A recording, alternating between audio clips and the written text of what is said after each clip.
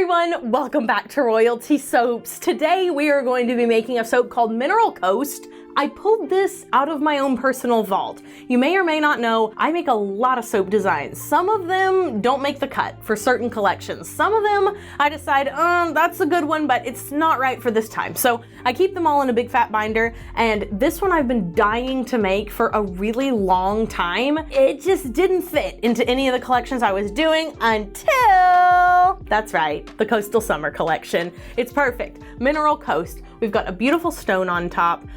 We've got lovely, lovely, lovely fragrance. I mean, it moves a little bit fast, no lie, but it smells incredible.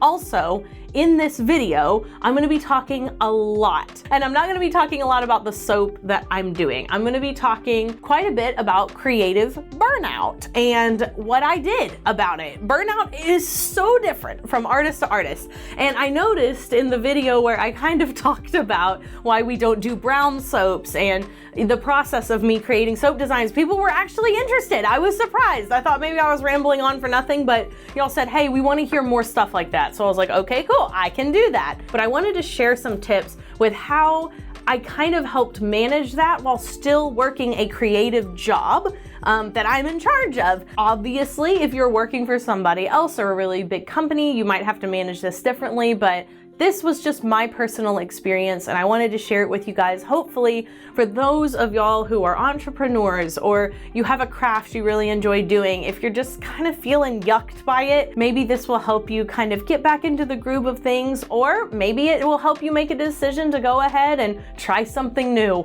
All the same, I hope you enjoyed today's video and let's pop right into it.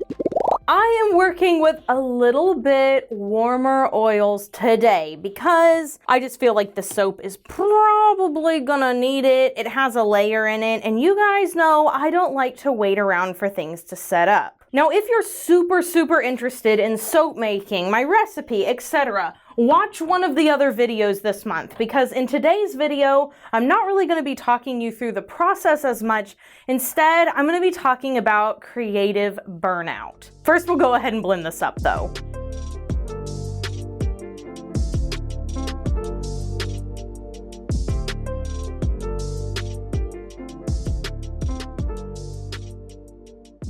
In the early days of Royalty Soaps, I could be making 75 plus new soap designs every single year. Some of those designs never made it to YouTube. I made a batch, I didn't like it, and you guys didn't even know it existed. And for me, my soap business has always been a creative process and a very creative outlet. I don't keep the same stock in stock. It's always new, it's always changing, and it's always been that way. Before I continue, I just want you to know the fragrance oil I'm using today is called Aloe, Water, and Sea Kelp. It's from Wholesale Supplies Plus. You guys know that this collection is very inspired by the fragrances that I'm using. They are the heavy lifters. This scent is fresh. It smells like water. It just reminds me of the ocean on a stormy day. Now, if you make as many soap designs as I did, as I still do, there will inevitably be a time that you bump into where you are not feeling inspired. It could be a couple of days, it could be a couple of weeks,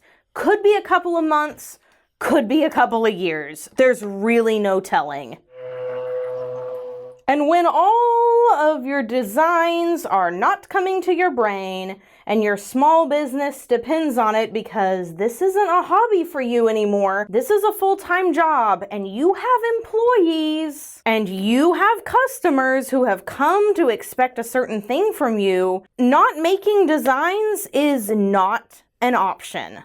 Hi guys! I just wanted to talk to you real quick about the sponsor of today's video, Storyworth. So every week, Storyworth emails your loved one a thought-provoking question that you pick from a vast pool of options. And the prompts are really unique. Like, they ask questions you probably would never think of by yourself, like, what's the best piece of advice your dad has ever given you? Things like that. And so then after a year, Storyworth compiles compiles all of those questions and photos and all the memories, and they create a beautiful keepsake book. Here's an example of said book. This is my mother, and it feels so nice. Like, the quality of the book is so good. Storyworth is a great Father's Day gift. It is a great birthday present. It's a great present for an anniversary. You can go to storyworth.com/royaltysoaps to save $10 on your first purchase from Storyworth. Once again, that is storyworth.com/royaltysoaps. Thank you so much to Storyworth for sponsoring today's video. And without further ado, let's finish making up our soap batch.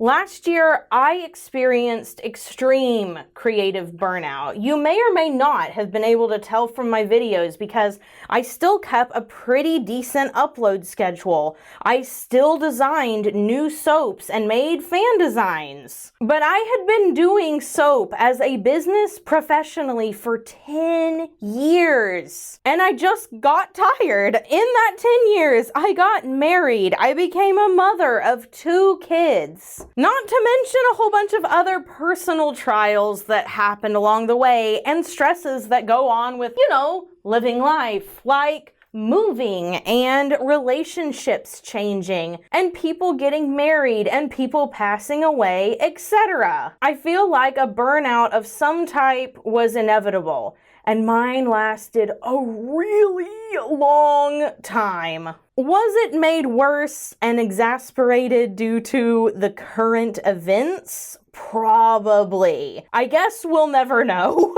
I had to keep going, but like I said before, quitting wasn't an option. I had to find a way to keep on going, to keep creating content, to find joy every single day that I woke up and be content in my circumstances, okay? Like, I had to do it.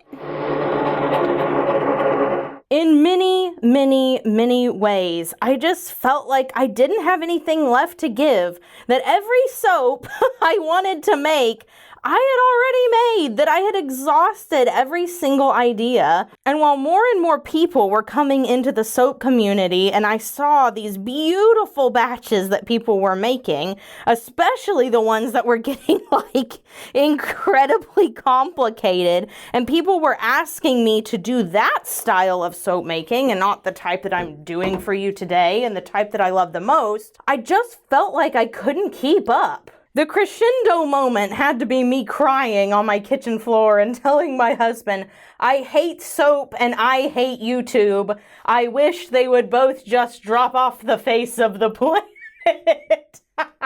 I laugh now because obviously, if you know me, that's a little bit dramatic. Spoiler alert, I didn't feel that way for very long. And there was something about my small business turning 10 years old that made me just wonder if there was anything left. So what do you do? What do you do when this happens? What did I do so that I could keep putting out new soap collections, keep making soap videos, and push through until eventually I had my creative energy back? Well, first step was to figure out whether or not I was actually going to continue doing soap, whether I was going to continue royalty soaps as an entire unit, if that was the right thing to do, because I would hate to give you guys advice of just keep going, it gets better, when you are absolutely supposed to leave a situation. You always need to step back and assess that first. I know a lot of people, and I have seen a lot of Facebook group posts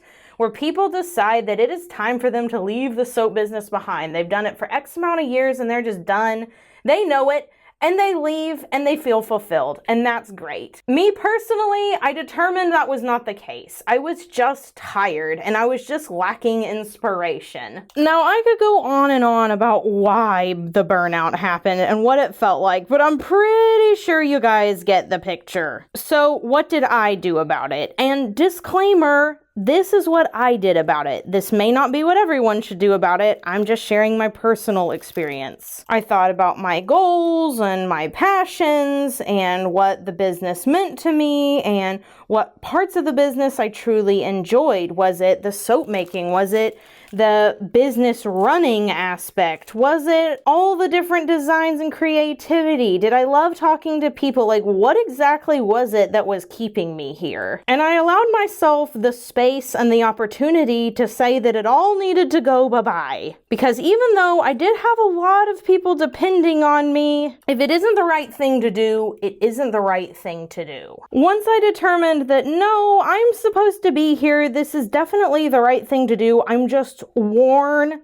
out, I could move on to my second step, which was to figure out how to keep going when I really didn't want to. These next couple of tips are in no particular order. It's just all the things that I ended up doing. So one of the things that I did was take away the tasks that were bogging me down and making me just not want to do anything at all. I redistributed those tasks to people on my team. We hired more people. And quite frankly, I was probably doing too much anyway because I just never had any free time. Another thing I did was to start working weekends. Cue the cricket chirps. Catherine, didn't you just say you started working less and offboarding tasks? Yes, I did. So let me explain. I had been sticking to a typical schedule of working Monday through Friday, but what I noticed was that when I took the weekends off, I had to crunch in a lot more work on the other 5 days. When I started working just a little bit on weekend mornings, I was able to take some of the time I was spending during the week off of my plate,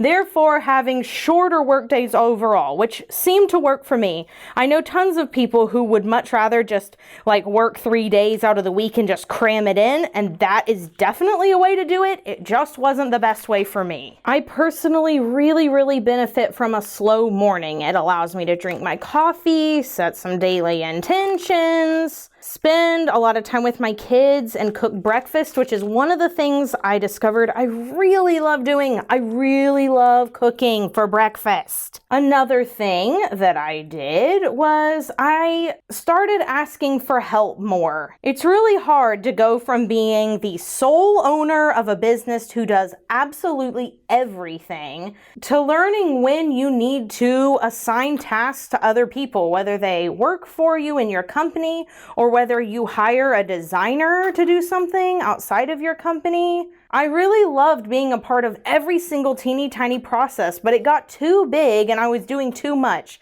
That was another reason for the burnout. So I had to get some of that off of my plate as well. Once I had less tasks and less responsibilities as far as deadlines and timelines went, I started pacing myself on YouTube videos. Instead of trying to film all the videos for a month in 2 or 3 days, I allowed myself to do it over a 2-week time period so that if on one of those days I was just so tired and couldn't manage it, that was okay because I had a longer time to get it done. This also allowed for me to just take a day off. If it just wasn't working and I just wasn't inspired, let's say I couldn't design the soap or answering emails was just too hard, well, I was able to take that day off a little bit and do something else productive in a different area. But what about the designs? We have yet to address the designs. So I've talked a little bit about how I do soap designs, how I pick themes. I typically pick all the themes at one time and go, but I didn't do that. I picked themes more leisurely. I didn't have them all picked out at the beginning of the year up front. And as I got inspired, I would draw all of them. And we allowed for that wiggle room in my schedule as well. So if I got particularly inspired and I wanted to make tons of soap designs for the whole day, that's what we did. And in a single session, there were a few times where I was able to design 20 soaps or more in 1 to 2 days. And that includes compiling all the lists of raw materials that I needed, and making sure that all of the soaps were actually viable, i.e. they had the embed molds that I actually wanted to put on top of the soap, etc., etc. So for those who don't know, that is like designing 3 months worth or an entire quarter of soaps for royalty soaps in like 1 or 2 days. I also started consuming more traditional media. I took a step back from TikTok. For me, TikTok was both inspiring and daunting because I didn't know as a creator if I was going to be able to make the leap from YouTube to TikTok or do them both at the same time. That was so overwhelming. I started reading some books. I started looking at magazines. I kind of got off of Pinterest for a little while and just got back to the roots of the original things that inspired me in the first place. I've always been very inspired by books and by travel and things of that nature, so I bought some travel books and I just sat down and read them. Caleb and I talked about things we used to dream about when we were dating, like where we would go and what we would see. We planned pretend vacations and that was so much fun. Honestly, I could make a part 2 to this. Maybe I'll talk a little more about it when it's time to cut this soap, but as you guys can see, we're done. The whole soap has been made and I yacked the whole time. I am going to straighten up some of these though, because I can see that they're a little teeny tiny bit crooked. As I'm straightening these, another thing that I did was not take on extra projects that I knew would be overwhelming. As a content creator, we sometimes get opportunities to work with brands or do campaigns, TV appearances, etc., etc. I turned all of them down in 2021. I didn't take on anything new because even though they were pitched as being exciting and once-in-a-lifetime opportunities, I knew that I just couldn't take it. We decided at the beginning I wasn't going to, and I didn't, and I'm so glad that I didn't. So let me show you the close-up of our soapy soaps here. We have some salt on them. They look so good. And yeah, we'll be back in 18 to 24 hours to cut them after this quick commercial break. Here's our batch the next day, and as you can see, we have, well, not the smoothest sides in the world, but who can blame us, am I right? Like, that fragrance oil really was moving yesterday, so I'm gonna go ahead and cut this. And I thought a little bit more about the things that I did to help me with burnout.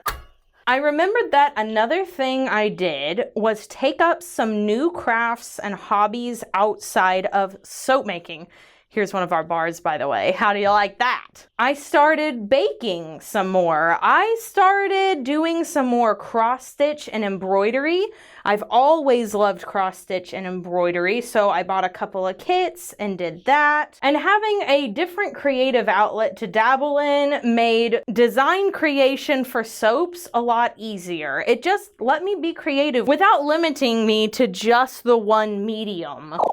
Well guys, hope you enjoyed the video. Hope you like seeing that soap. It really was one of the more fun ones to make, especially because I was talking about something else and also like pouring really quick. So I love doing it. Let me know if you want to see more soap videos like this, where I'm making the soap, but those of you who are kind of already familiar with the process, I'm not like talking about it a whole bunch. I'm talking about a different subject, and yeah, just let me know what you think, because I always like to tailor my content based on what the majority of people like seeing. So your feedback is always appreciated so that I can better serve you in the future. Be sure you have an absolutely royal day today. Do something fun for yourself today, whether that's looking for sea glass on the beach or trying something new and giving your brain a little bit of a break. I don't really care what you do, just do something for you, and I will see you guys in the next video. So until then, bye for now.